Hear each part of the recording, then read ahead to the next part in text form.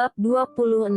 Aku antar kamu ke rumah ibumu, ujar Bagas melihat Tisa yang tampak kacau. Satu yang pasti Bagas yakin jika Tisa kembali jadi bahan bullying di tempat acara, andai saja ia datang lebih cepat pasti Tisa tidak akan seperti itu. Aku harus kembali ke rumah Nyonya Dina. Tapi Tisa, aku harus tetap bekerja. Bagas pun menurut, melajukan mobilnya ke rumah Yuza. Masuklah. Bagas memberhentikan mobilnya tepat di depan gerbang rumah mewah itu. Aku akan mencarikan pekerjaan untukmu di tempat lain. Lanjut Bagas yang sebenarnya merasa sangat cemburu jika Tisa harus tinggal satu atap dengan Yuza. Terima kasih Kak. Tisa bergegas keluar dari mobil. Pagi berikutnya setelah orang tuanya keluar rumah Yuza melangkah ke arah kamar Tisa. Tisa, keluarlah, ujar Yuza seraya mengetuk pintu. Ya, sejak kemarin Tisa memang selalu menghindar dari Yuza. Seperti pagi ini setelah selesai mengerjakan pekerjaannya Tisa langsung mengurung diri di kamarnya. Tisa, bukalah, gue akan pergi untuk beberapa hari. Gue ingin bicara sama lo, bujuk Yuza.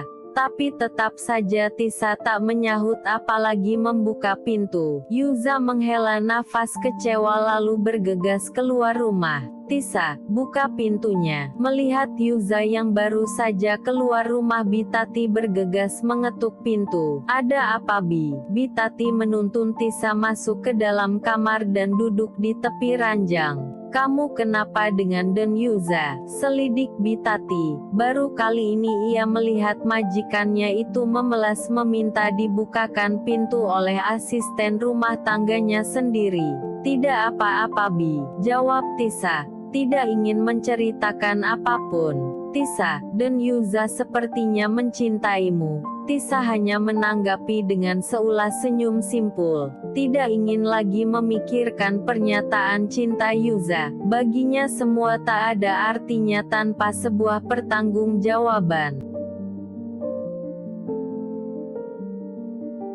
Tisa, ayo ikut saja ke mall. Saya mau belanja. Titah Nyonya Dina pagi itu. Baik Nyonya. Tisa segera mengganti pakaiannya, lalu bergegas ikut dengan Nyonya Dina yang mengajaknya ke sebuah mall. Nyonya Dina yang seorang shopaholic selalu tidak bisa menahan hasrat belanjanya saat tiba di mall. Dalam hitungan menit ia sudah memborong beberapa belanjaan. Puas berbelanja Nyonya Dina pun menuju sebuah toko perhiasan membeli beberapa perhiasan mewah yang akan dijadikannya objek arisan bersama teman-teman sosialitanya. Ini, pegang tas saya. Nyonya Dina menyerahkan semua barang belanjaan dan tasnya pada Tisa. Bakuli panggul Tisa tidak bisa protes. Terus mengekori Nyonya Dina yang masih sibuk berbelanja. Tisa, saya haus, belikan saya minuman di sana.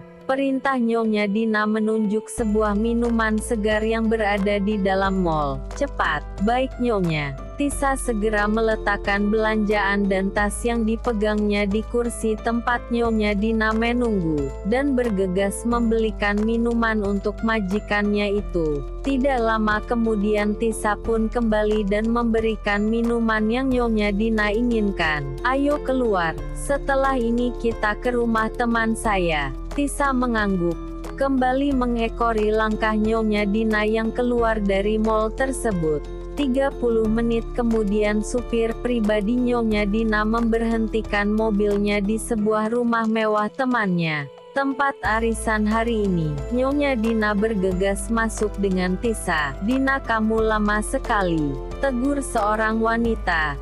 Tampak beberapa wanita sosialita sudah menunggu di sana. Maaf ya, ini siapa? Tanyanya menunjuk Tisa. Oh, ini asisten rumah tanggaku. Oh, wanita yang tak lain tuan rumah itu pun mempersilahkan Nyonya Dina dan Tisa duduk. Perbincangan yang penuh kemunafikan itu pun mulai terdengar. Ya udah deh, kita kocok aja ya, ujar salah satu wanita memegang sebuah toples kaca yang berisi daftar nama-nama peserta. Dina, kamu bawa perhiasan arisannya kan? Tanya si pemilik rumah. Oh, Tentu dong. Nyonya Dina tersenyum. Tisa, mana tas saya? Menadahkan tangannya pada Tisa yang duduk di sebelahnya. Tas.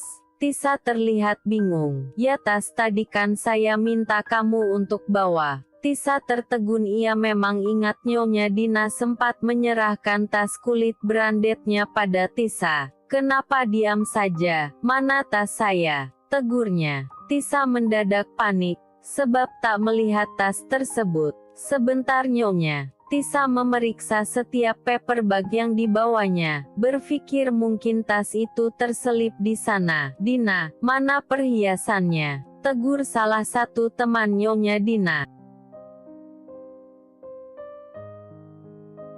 Tisa, di mana tas saya? Menatap geram Tisa yang justru sibuk memeriksa setiap paper bag belanjaannya. Kemana tas itu? Apa jangan-jangan tertinggal di kursi? Wajah Tisa seketika memias, baru ingat jika sepertinya ia meninggalkannya di kursi tempat Nyonya Dina menunggu. Tisa, mana tas saya? Keringat dingin mulai menetes di dahinya, bingung harus menjawab apa. Maaf Nyonya, sepertinya saya meninggalkan tas itu di kursi tempat Nyonya menunggu. Jelas Tisa terbata-bata. Apa? Kamu meninggalkan tas saya? Seru Nyonya Dina. Bola matanya melotot seram. Ada apa sih Dina? Mana perhiasannya? Atau jangan-jangan uangnya tidak kamu belikan perhiasan? Tuduh salah satu temannya. Tidak, ini loh asisten rumah tanggaku meninggalkan tas yang berisi perhiasan kita. Yang benar kamu.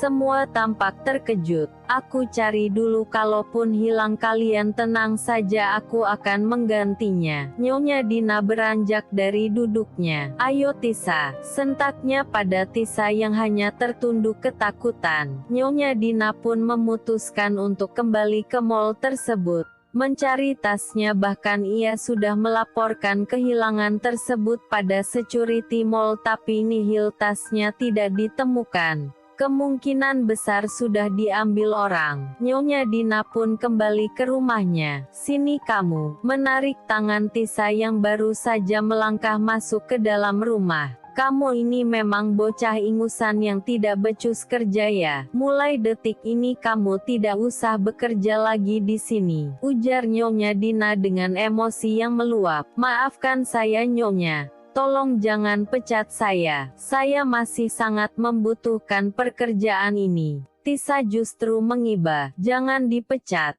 Kamu pikir perhiasan yang kamu hilangkan itu harganya murah? Bahkan bertahun-tahun kamu bekerja di sini pun belum tentu bisa menggantinya. Maafkan saya Nyonya. Saya mohon maaf, tapi tolong jangan pecat saya. Tisa tetap mengiba. Sepahit apapun itu, Tisa tetap bertekad untuk bertahan di rumah besar yang seperti neraka untuknya. Mengingat kondisi sang ibu yang belum sepenuhnya pulih, juga masih banyak hutang yang harus dilunasinya. Oke, kalau kamu tidak mau dipecat, kamu harus dihukum. Nyonya Dina segera menarik kasar Tisa menuju kamar mandi yang berada di dalam toilet. Mengunci Tisa di sana. Nyonya, maafkan saya. Tolong bukakan pintunya, seru Tisa mengharap belas kasihan. Nyonya, ada apa? Kenapa Tisa dikunci di kamar mandi? Tanya Bitati panik mendengar kegaduhan. Dia sudah menghilangkan banyak perhiasan saya. Dia harus dihukum dan jangan sekali-sekali kamu membukanya. Jelas Nyonya Dina yang langsung berlalu pergi. Ya Allah Tisa, gumam Bitati merasa kasihan, tapi tidak bisa berbuat apa-apa. Sampai pagi menjelang Nyonya Dina tetap mengurung Tisa di kamar mandi. Ini tehnya Nyonya. Bitati meletakkan teh hijau di meja teras. Nyonya, ini sudah hampir siang. Tolong keluarkan Tisa, dia belum makan Nyonya, ujar Bitati memberanikan diri. Kamu tuli, sudah saya katakan biar dia di dalam, atau kamu mau menemaninya di dalam? Balasnya mendelik tajam ke arah Bitati. Tidak Nyonya, ya sudah sana pergi. Bitati kembali ke dapur, ia terus mundar-mandir dengan gelisah. Tisa, Bibi harus apa? Gua mamnya bingung, tak ada satupun orang di rumah yang bisa menolong Tisa. Pak Handoko sedang ada di luar kota dan Yuza pun sedang pergi. Lebih baik aku hubungi dan Yuza. Tidak ingin berdiam diri dan khawatir pada keadaan Tisa, Bi Tati segera menghubungi Yuza. Halo Bi, ada apa? Tanya Yuza di balik telepon. Halo Den, sedang ada di mana? Dan Yuza bisa pulang. Memangnya kenapa Bi? Bi Tati memutar pandangannya lebih dulu. Takut Nyonya Dina melihat atau mendengar percakapannya di dapur. Tisa dikurung di kamar mandi oleh Nyonya sejak semalam dan lapornya, apa, dikurung di kamar mandi? Tunggu, aku akan pulang. Yuza menutup teleponnya. Yuza yang sedang memenuhi kegiatan kampus pun bergegas pergi siang itu juga. Ia melajukan mobilnya dengan kecepatan tinggi. Entah kesalahan kecil apa lagi yang dilakukan Tisa hingga ibunya tega berbuat seperti itu. Sayang, kamu sudah pulang, sapa Nyonya Dina yang tengah bersantai di ruang tengah melihat kepulangan putranya. Tanpa menjawab, Yuza segera menuju kamar mandi yang berada di lantai 1. Kenapa pintunya dikunci? Tanya Yuza menatap tajam Nyonya Dina yang menyusul langkahnya. Oh itu, krannya sedang rusak, jawabnya memberi alasan. Yuza segera mengambil kunci cadangan. Sayang, kamu ngapain sih? Mama kan sudah bilang krannya sedang rusak, cegah Nyonya Dina panik. Tisa, seru Yuza melihat Tisa yang sudah terbaring lemah tak sadarkan diri di dinginnya lantai kamar mandi. Apa yang Mama lakukan padanya? Menatap penuh emosi Nyonya Dina. Di sudah menghilangkan banyak perhiasan Mama. Tanpa pikir panjang Yuza segera menggendong tubuh Tisa, sedang Nyonya Dina tetap membela diri jika apa yang dilakukannya tidak salah. Ada apa ini? Tisa, kenapa? Pak Handoko yang baru tiba di rumah tampak terkejut melihat Yuza yang tengah menggendong Tisa yang tak sadarkan diri, memasukkan ke dalam mobilnya. Mama sudah mengurungnya dalam kamar mandi. Apa yang kamu lakukan Dina? Pak Handoko spontan terlihat marah. Dia sudah menghilangkan tas yang berisi perhiasan aku, Pak. Tetap Nyonya Dina membela diri tidak menunjukkan rasa bersalahnya. Tetap saja apa yang kamu lakukan itu salah. Jika terjadi apa-apa dengannya kamu akan berhadapan dengan hukum. Sentak Pak Handoko seketika membuat istrinya itu diam membisu. Cepat bawa Tisa ke rumah sakit. Ya, Yuza bergegas masuk ke mobilnya, membawa Tisa ke rumah sakit terdekat. Setibanya di sana Yuza hanya dapat menunggu dengan gelisah di depan ruang IGD. Bagaimana keadaannya dok? Tanya Yuza pada seorang dokter pria yang baru keluar dari ruang IGD. Pasien mengalami dehidrasi karena tidak ada makanan dan minuman yang masuk. Tapi kondisinya sudah stabil, walau tetap harus dirawat untuk memulihkan kondisinya. Jelas dokter tersebut membuat Yuza menghela nafas lega. Yuza masuk ke dalam ruang VIP setelah Tisa dipindahkan dari ruang IGD. Tampak Tisa yang sudah siuman. Tisa menoleh, melihat Yuza yang berjalan mendekat ke arahnya. Keadaan lo sudah baik. Tisa tidak menjawab, memalingkan wajahnya. Gue minta maaf atas sikap nyokap gue. Lanjut Yuza yang tetap tidak ditanggapi Tisa. Jika saja Bagas sudah menemukan pekerjaan untuknya, Tisa sudah bertekad untuk keluar dari rumah neraka itu. Mendadak Tisa gusar mengingat kejamnya sikap Nyonya Dina. Tidak bisa dibayangkan jika wanita itu jadi mertuanya, bisa-bisa ia direbus hidup-hidup. Sepanjang hari itu Yuza terus menemani Tisa, walaupun Tisa tetap tidak mau bicara dengannya. Gue keluar dulu. Yuza beranjak dari duduknya lalu keluar dari ruangan tersebut. Tisa kembali termenung. Semuanya terasa gitu rumit. Yuza yang entah kapan bertanggung jawab juga tidak bisa membayangkan bagaimana murkanya Nyonya Dina jika tahu ia tengah mengandung janin Yuza. Apa yang harus kulakukan? Lirih Tisa kembali meneteskan air matanya. Ibu. Tisa terlonjak melihat panggilan dari ibunya. Ya Bu, ada apa? Tanya Tisa seraya menghapus air matanya. Kamu belum tidur nak? Belum Bu. Syukurlah. Kamu baik-baik saja kan nak? Tanya lembut Ibu Desi, membuat perasaan Tisa kian sesak. Entah bagaimana reaksi sang ibu jika tahu kelakuan Nyonya Dina yang semena-mena padanya. Aku baik-baik saja, jawab Tisa suaranya tercekat berusaha untuk tidak menangis. Syukurlah ibu lega sekali kalau kamu mendapatkan majikan yang baik. Aku mau istirahat dulu ya Bu. Ya sudah, ibu sayang kamu nak. Tisa menutup teleponnya. Kembali menangis sampai ia lelah dan terlelap. Yuza kembali masuk ke dalam ruangan melihat Tisa yang sudah tertidur. Yuza menyeret kursi tunggal, duduk di sisi ranjang. Maafin gue, gumamnya seraya membelai pipi Tisa. Keesokan harinya Tisa diperbolehkan pulang. Setibanya di rumah Yuza pun memapah Tisa yang baru keluar dari mobilnya. Tisa, kamu sudah pulang. Sapa Pak Handoko menyambut kepulangannya. Bagaimana keadaanmu? Tanyanya melihat wajah Tisa yang masih pucat. Aku baik-baik saja. Tisa, maafkan sikap istri saya, ujar Pak Handoko. Saya harap kamu masih mau bekerja di sini.